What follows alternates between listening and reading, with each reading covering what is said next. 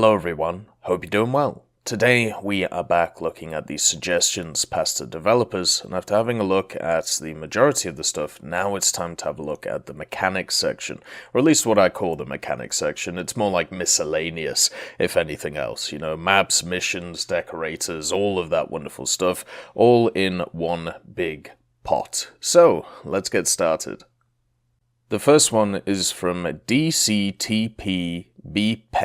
And this one is about the Battle of Clark Field in Luzon in 1945. I'm going to read this verbatim, just because it's kind of interesting, so let's get started.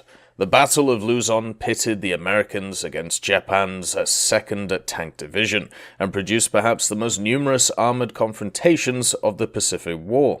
Japanese tanks would conceal themselves in villages lying in ambush for their American adversaries. One of these types of engagements occurred at Sapangbato during the Americans' approach in the Clark Field, Fort Stolzenberg sector, on the 29th of January 1945.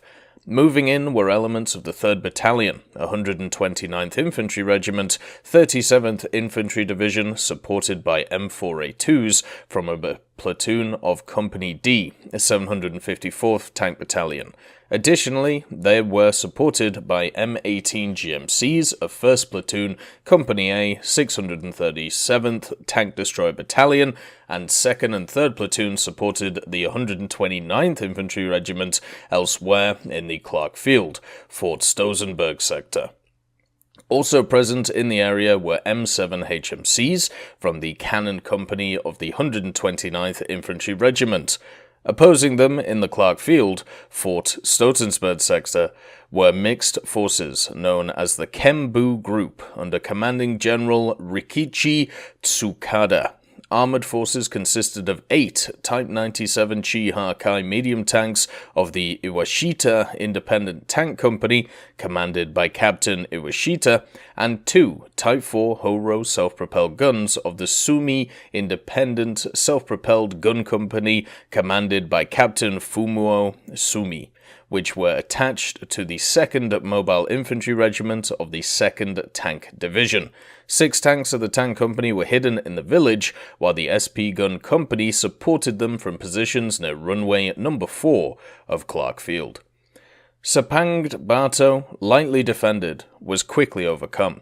It is believed that the presence of the tanks in the infantry attack facilitated the Japanese's decision to withdraw.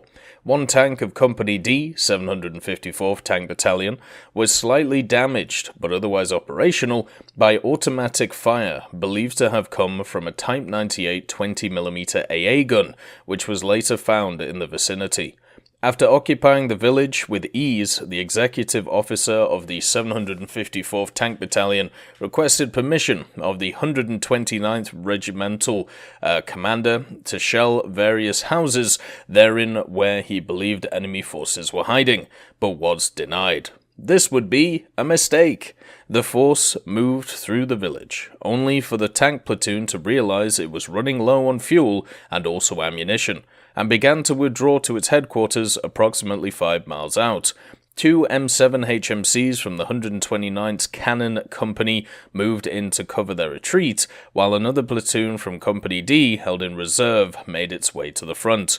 As the withdrawing platoon of company reached the edge of the village, 6 tanks of the Iwashita Independent Tank Company began to pursue them from within the village. Meanwhile, firing on the M7 HMCs and a platoon, the 1st Company, Company A, from the 637th Tank Destroyer Battalion, which had been on its way to Fort Stolzenberg. Both platoons from Company D, 754th Tank Battalion, met just outside the village, where the withdrawing platoon deployed off the road to return fire, and the reserve platoon deployed in battle formation.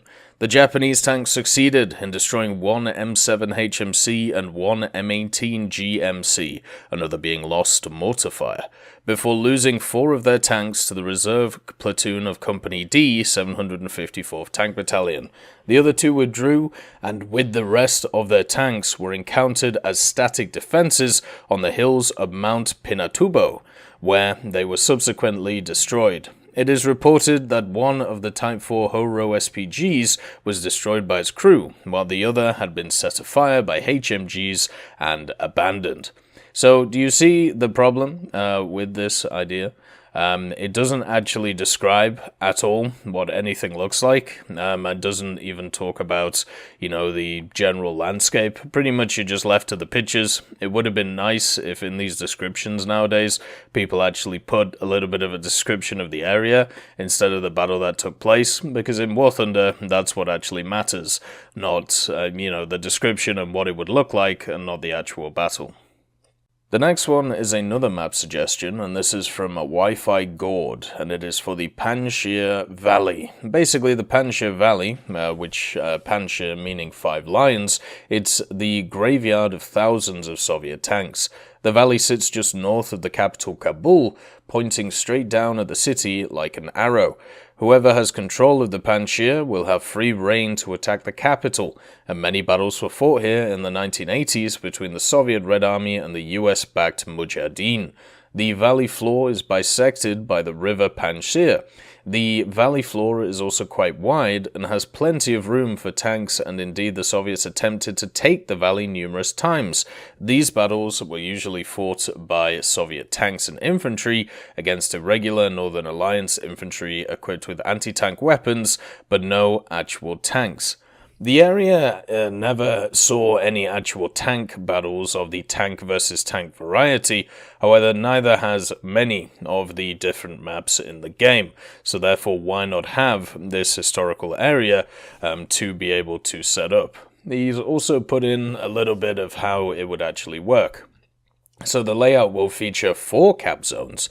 It will incorporate, obviously, the good old D point. One side will spawn east of Dara, while the other will spawn northwest of Bazarak.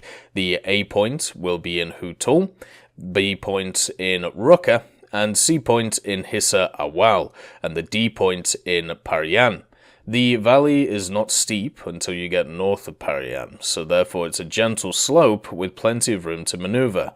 There is also several small villages along the river, as well as small farms and fields, and the houses are usually surrounded by high walls, which have been there since the time of the Aryans, as many tribes of horsemen have passed through here on their way to India from the steppes to the north. These people are used to raiders coming through, so that is something you have to consider. So I think overall it sounds pretty interesting. Basically a large folder gap size map which would be set in Afghanistan and also be set in the periods of the 1970s to the 80s. It sounds pretty cool to me. The next suggestion is from Von Trepka, and it's basically talking about 3D decorations on tanks, so stuff such as bushes, the jerry cans, rifles, teddy bears, all of the stuff that are just the 3D decorations. So basically, if your tank gets hit from a HE shell or peppered by an SPAA vehicle, generally parts of your tank start falling off. So obviously stuff such as tool, ammo boxes, storage containers, stuff like that, they all actually come off. Since they're not attached to the body after being hit, and even stuff like side skirts as well. But for some reason, the 3D decorators, no matter what happens, they stay. So Von Trepka's suggestion is to make it so those 3D decorators would disappear when the tank is hit in that area, or maybe they fall off or something like that. A pretty simple suggestion, and obviously would help the issue that many people bring up of individuals fully bushing their tanks if you could just machine gun them off. Jemanuel has also got a pretty neat suggestion, and this is about the Swedish. So basically, in history, Sweden mainly uses yellow decals and also digits for their vehicles. They use yellow numerals, and this can be seen in many different aircrafts. This isn't just one single thing that you generally see. And since there is a bunch of other nations in the game which have, white and red numerals, numerals that they can use and did use historically, why not make it so Sweden also can use its yellow numerals in-game as well for that little bit of historical accuracy? Universe A also has a solution to a common problem I've seen a lot of people talk about. How about a repair coupon? So what would a repair coupon do? Well, it would be a common item which would be bound to an account that can be spent to repair a vehicle for free instead of using SL. And after a period of 24 hours, the coupon would expire. So basically, when you log in every day, you would get a bunch of these coupons. So therefore, you could use them on specific vehicles. Obviously, the reason to use these is because a lot of people have issues when it comes to gaining SL and would like to be able to gain more. And at the same time, the fact is everybody would get access to these. The function of them would be the coupon would allow players to repair a vehicle for free. They would be stored like any other coupon or booster in the inventory. And to use the coupon, you'd have to select a damaged vehicle. Under the option of repair the vehicle for SL, there would be another option for repair for coupon. So pretty much as simple as that. This would require a player to disable automatic repair in order to use the coupon, which is also a positive, because then your SL costs will be cheaper anyway. So yeah, a pretty basic suggestion to try and make it so the SL woes are a little bit less for people. I actually liked Dog for Life's suggestion about this. In order to get a free repair coupon, you would have to play a Battle of Naval. I think that would actually be pretty fun. Gertrude wants to revamp the friends list when it comes to the game, and right now when it comes to the friends list you either have a person who's a friend, you fought together, or they're on a blacklist, and that's really about it. So what Gertrude wants to do is divide the system, the friends section, into several sections so it's just easier to keep on top of everything. Yeah, best friends, RBGF friends, RB air friends, people with orange hair or whatever, and also etc. So pretty much you would be able to customize having groups of friends in War Thunder. And even you could have preset groups, so group 1, 2, and 3, pretty much as simple as that. So this is just another way of being able to customize your friend areas, so it's just easier to keep track of individuals that you want to play with or chat to about the game itself.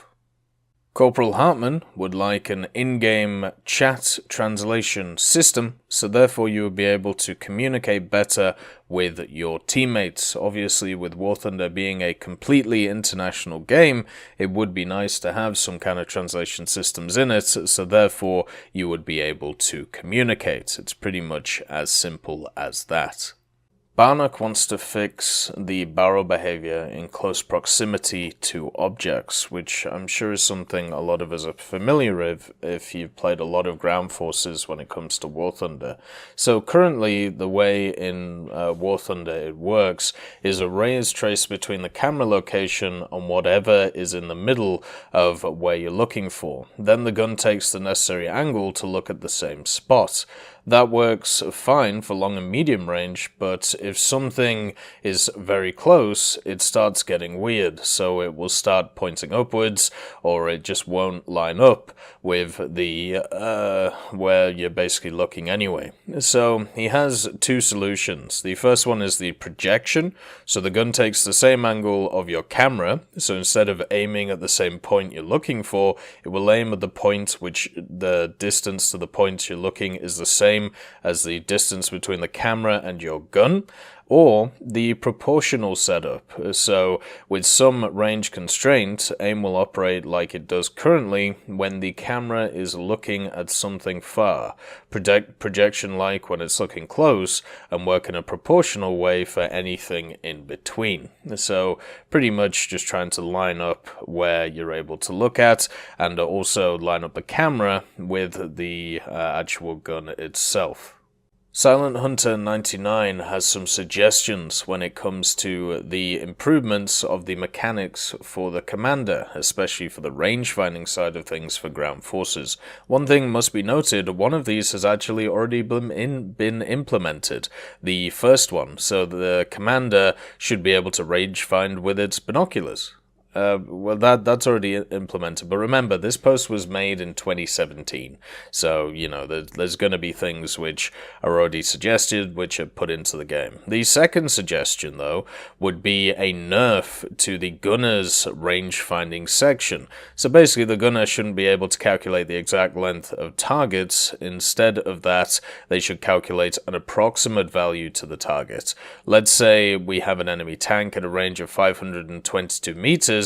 If you use the gunner optics, the range will get to greater than 500 meters, whereas the commander would be a lot more precise. So just making it so the commander makes more sense from a range-finding point of view. And then the third option is how far and how fast the commander can calculate range would be controlled by the leadership level of the commander. So instead of actually the range-finding skill, which we already have on the gunner, this will be linked to the commander instead for the commander range finding, which I think is kind of interesting, but the leadership skill already has a hell of an impact on your crew overall. Do we want to give it more of an impact? The last one is from Pampa Baker, and Pampa Baker would like a South American server.